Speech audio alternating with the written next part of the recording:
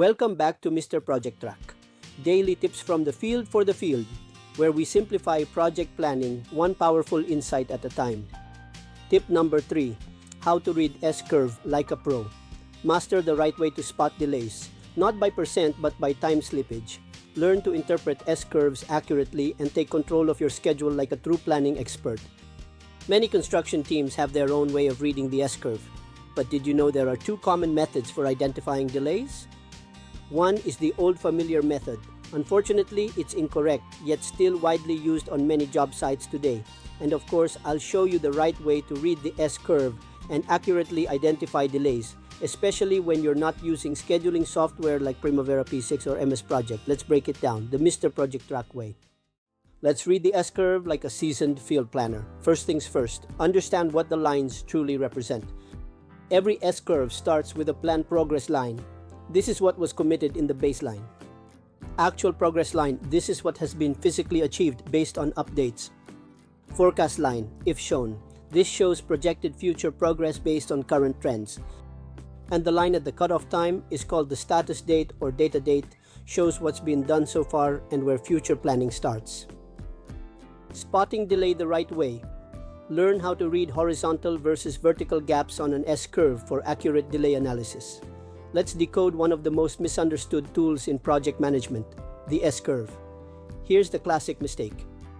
When actual progress falls short of the plan at the cutoff date, that gap is your progress variance. It means the work's running behind. You've seen this before. The actual curve is way below the plan, but here's the mistake most people make. They compare the percentages, 76% versus 45%, and say it's a 31% delay. They see a 31% gap and multiply it by the total project duration, 360 days, to say it's 112 days delayed. That's incorrect. That's a progress variance, not a time delay. If you're using Excel, just mark the actual percent on the status date, trace left to intersect with the planned line. That distance along the timeline, that's your schedule delay. Equivalent to 62 calendar days, counting backward from August to June. It's field tips time.